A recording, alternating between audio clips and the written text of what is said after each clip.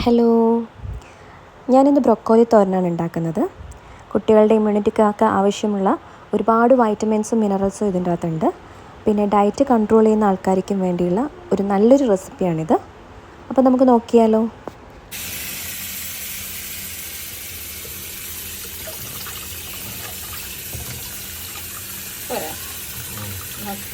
നന്നായി കഴുകി വൃത്തിയാക്കിയതിന് ശേഷം ചോപ്പർ ഉണ്ടെങ്കിൽ ചോപ്പറിലിട്ട് ഫൈനായിട്ട് അരിഞ്ഞെടുക്കുക.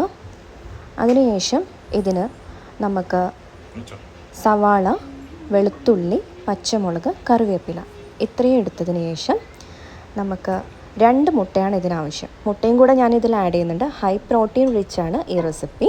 പിന്നെ അരപ്പിനാവശ്യമായ തേങ്ങ. അപ്പം നമ്മുടെ മെയിൻ പരിപാടിയിലേക്ക് കിടക്കാം. പാൻ ചൂടായതിന് ശേഷം എണ്ണ ഒഴിച്ചു കൊടുക്കാം. ആവശ്യത്തിന് ഓയിൽ ഒഴിച്ച് ഓയിൽ ചൂടാകുമ്പോൾ അതിലേക്ക് കടുക് ഇടുക. കടുക് പൊട്ടി വരുമ്പോൾ അതിലേക്ക് ജീരകം. ഇത് രണ്ടും ഒന്ന് മൂത്ത് വരുന്ന സമയത്തേക്ക് നമ്മൾ അരിഞ്ഞു വെച്ചിരിക്കുന്ന സവാള, വെളുത്തുള്ളി, പച്ചമുളക് ഇത്രയൊക്കെ നന്നായി വഴറ്റി കൊടുക്കുക. ഇത് വഴറ്റി വരുമ്പോൾ അതിലേക്ക് നമുക്ക് ആവശ്യത്തിന് മഞ്ഞൾപ്പൊടിയും അല്പം ഉപ്പും ചേർത്ത് നന്നായി ഇളക്കി യോജിപ്പിക്കാം.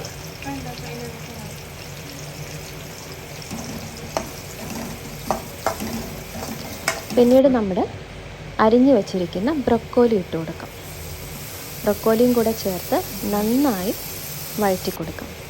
ചെറിയൊരു പച്ചമണം ഉണ്ടാവും, അത് മാറുന്നത് വരെ വഴറ്റണം. പിന്നീട് അല്പം കറി ലീവ്സ് അതിനോട് ആഡ് ചെയ്യുക. നന്നായി വഴറ്റിയെടുക്കാം. അതിനുശേഷം നമ്മുടെ ബ്രൊക്കോലിയിലേക്ക് അല്പം ഉപ്പിട്ടിട്ട് നന്നായി ഇളക്കി യോജിപ്പിക്കാം. പിന്നീട് നമ്മൾ എടുത്തു വെച്ചിരിക്കുന്ന തേങ്ങ ഇതിലേക്കിട്ട് വീണ്ടും നന്നായി ഇളക്കി യോജിപ്പിച്ച് ഒരു 5 മിനിറ്റ് അടച്ചു വെച്ചേക്കാം. ഈ സമയത്ത് നമുക്കൊരു പാൻ എടുത്ത് വെച്ച് അതിലേക്ക് അല്പം എണ്ണ ഒഴിച്ച് നമ്മൾ എടുത്തു വെച്ചിരിക്കുന്ന 2 മുട്ട ഇതിലേക്ക് ഇട്ട് സ്ക്രാമ്പിൾ ചെയ്തെടുത്തേക്കാം. വളരെ ചെറുതായി സ്ക്രാമ്പിൾ ചെയ്തെടുക്കണം.